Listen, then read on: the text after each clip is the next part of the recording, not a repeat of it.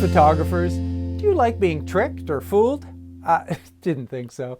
My friend Paul Chato has joined me today to talk about some of the ways that camera manufacturers try to mislead us. If you're not familiar with Paul's work, he's the host of multiple shows on his Peter Paul Chato YouTube channel. Anything you'd like to add, Paul? About my channel? Yeah. Well, I do several things. Number one, I have Science Tech Stand-Up, where I do science and tech comedy based around the news that's of the day. I have my Apple That's Good funny. and Evil channel, Yes. which I really love doing. You have to say And, Apple. Give it the Yeah, full effect. Apple-oriented news, and the other big thing that I started was Deep Thoughts, which I like those. Yeah, those have been fun. Yeah, I have a lot You're of not funny experience at all, in business. but you provide excellent insight.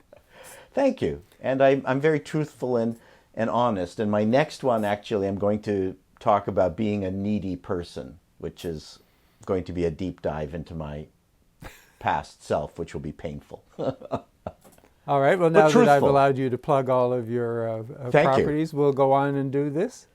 Yes, absolutely. We're here to talk about you, Martin. Right. You're Yes, the that's reason right. we're here. Well, what not me. I wanted to talk about, like to start, is the names and numbers that manufacturers use for camera models. It's like confusing and misleading. And so let me start with an example. Sony a6300 released in 2016. They waited until 2019 to release the a6100. Now, does that make sense to you? Shouldn't the newer model have a higher number? It depends on its processor and its chip size and other features, right? Because some manufacturers make their high-end models higher up the number scale or lower down the number scale. I never know who's doing what. But see, there we are. We never know what they're doing. It's all confusing. The other thing I thought, with the 6300 to the 6400 was, what a waste of name units. Like honestly, in less than 4 months, they jumped from the 6300 to the 6400 when they could have easily just named or numbered it the 6301. 99 perfectly good product numbers completely overlooked. Or how about the 6300 plus? Yeah, well, or how about marks? But Yeah. really, like what choice did Nikon have with the Z7 Mark II? They're literally running out of name units. Why didn't they start with the Z1? That's an interesting point. Maybe it was a taken name. I don't. You never know. These things That's are true, right? There's a you've bicycle got named cars. the Z1, and as a result, no, confusing overlap of names all around, though. Naming is confusing in total. I completely agree with you. Intentionally? I mean, are they trying to fool us is the question, really. I think they're... What are they trying to hide? What are they trying to obscure here? I think it depends on the department that's running the show. Sony will come out with some new product because they make a million products. It'll be the R53-20 M series, and I don't know what these things are. Right. Apple was very good about the iMac series, where right from their innovation was that every iMac is an iMac. It's an iMac. Every iPad is an iPad. Well, until the iPad Air. Until the iPad. Then they talked about size. And we can talk about that too. Maybe they should, you have the iPad 11-inch, 11.5-inch, 12-inch, and maybe that's how they should name cameras. They should have the cameras named based on their dimensions. The Sony 3.5 by 5-inch. That's interesting. But I'm still like Nikon. I wondered why their product names went backwards, which is first you had the Z7, then you had the Z6, Right. and then you had the Z5. So if anybody can figure out for me what that actually represents numerically, like... But what's their top-of-the-line Z? Guess which What's one of the those is the top-of-the-line newer, Z the camera? pricier, the better. Sorry? What's the top-of-the-line Z? The Z7 Mark II at this point is the top-of-the-line camera. Okay, so that's the top-of-the-line camera for I still or think. for video? Yeah. Yeah. Okay, So but for the still or others for are video? lower models, but they were introduced later. Right, and then Canon has the R5 and the R6, and I think the R5 is actually their top of the line still, but their R6 is their top of the line, more video focused, or is it the other way around? Confusing enough for you? Yeah, because they'll put a lower, they'll put a chip with a less dense array in it for their video version, and then still charge more. That's yeah. Well, You're right. how it I'm works. completely confused. Yeah. They should just all be IMAX. What I was thinking is that Nikon is actually counting down to the Z1. Like they're going to continue lowering the numbers until they get to Z1, and then they're going to have to start with the Y7. Now, they're going to work their way back through the alphabet. While Sony, which started with, well, actually they started with the A7. 7's a very popular number in cameras, but they've worked their way down to the A1. But so now they're out of numbers. I don't know where they go from here. Well, they put an umlaut. They put an umlaut over the A. Sorry? They put an umlaut over the A for their next series. That's brilliant. I hadn't thought about that. Diacritical marks are now the way that you'll, But I'm thinking, that as Sony works their way down and Nikon works their way up, they're going to meet in the middle. We're going to have the Nikon N7 and the Sony M9, and then neither company will know where to go any longer. And I think Nikon probably made a big mistake using Z or Z, depending on where you are, because obviously if you look in the yellow pages, for those of you who are looking for a plumber, you get the AAA plumber. So Sony did the right thing. That is the single reason why Sony cameras are now number one, is because they named them A. Because if you're looking up, if you're looking for a camera, the first one you're going to find is in the yellow page is going to be A. And I mean, maybe the other camera companies, Canon should come up with like a AAA R5, so they'll be the first in the book. Good point. But with Canon, they think that cameras with larger numbers are inferior to smaller numbers. So you take the 5D, that's better than the 50D, and that's better than the 500D. Why doesn't this make sense to me? Nikon did that too, though, didn't they? Or the 850, is better than the Yeah, but then I don't know. The 500D actually is the ultimate confusing naming thing, because there are some jurisdictions where it's called the Rebel T1i, and then there are other places where it's called the KISS X3. What are they thinking? Yeah. Well, partly I think there are numbering issues in different parts of the world where a certain number is bad luck, right? So are there certain numbers that have never been used in cameras? In certain regions, yes. Oh, but is Canon the only company that does this, or did the others do this I'm sure as well? Everyone has to. No, they would have to. Absolutely. Right. Absolutely. I know that when I was working for Daimler, I can't remember which country it was, but they don't sell white cars in that particular country because it means death. Wow. So there are customs everywhere, and numbering is one of the big things. So China has its unlucky numbers. I was thinking that B is not a number that's used in camera models. Would that be right? A B. Yeah. No, I'm not. I think there were cameras that had B in it. Now, I don't think we've ever seen a camera with the number 13 here in North America. Yeah, that was the other thing I was going to say. I think 13 is a number that's going to be absolutely out. But I thought that 4 was, there was an Asian bad luck association with the number 4. Is that? Maybe you should have done some research before doing this video, Martin. Before I hit record today?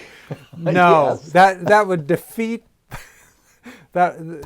These would not be worth doing if I had to do research first. Yeah, I believe you're right. It would not be fun. Welcome to YouTube. Turn on the record button. Hit the record button and start talking.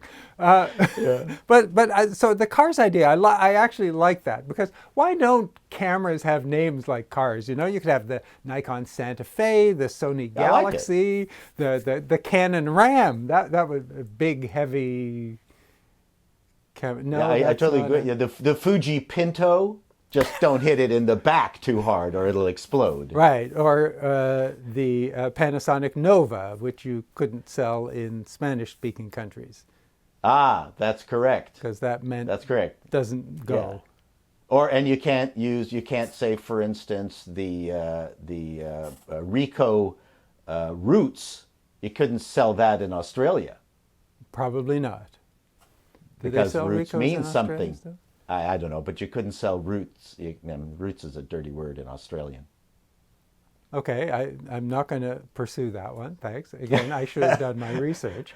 All you people online will now have to look that Yeah, up. we've just lost all our viewers as everybody's doing a Google search. Yeah, for that's that. right. They're researching. Thanks. Yeah. They can pause. They can pause the video. They're already running at 2.5 times speed anyway. So Right. I know No, that. that's not a setting. 2 is as fast as it goes. I know. Does it? Oh, okay.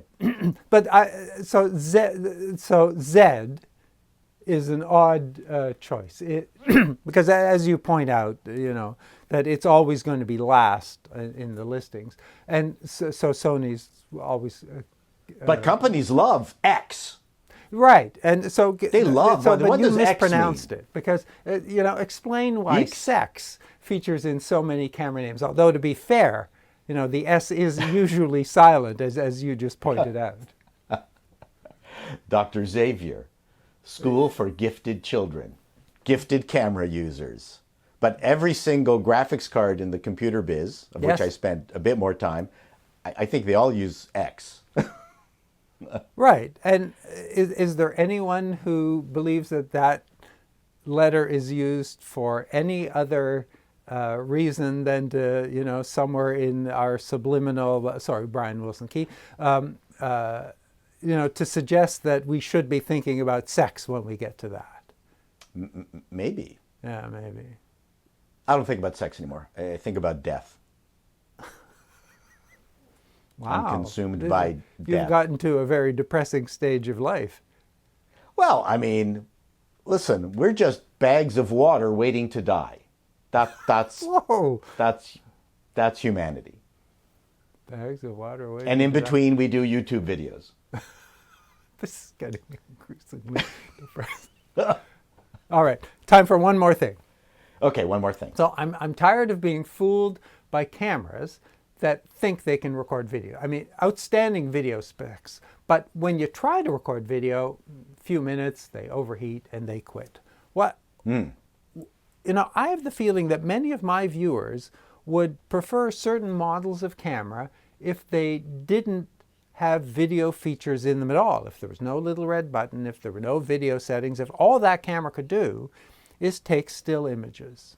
In fact, I kept my Canon 50D for exactly that reason, because it was the last Canon camera that they made that had no stills features. That's an interesting question. I wonder how many people who are primarily still photographers or take family snaps actually use the video capability. And I don't mean turning it on and then leaving it on for 30 minutes while you're recording a hockey game or something. So I don't consider that using the video capabilities of the camera. But that's a very interesting question, because most people don't know how to shoot a vacation video anyway.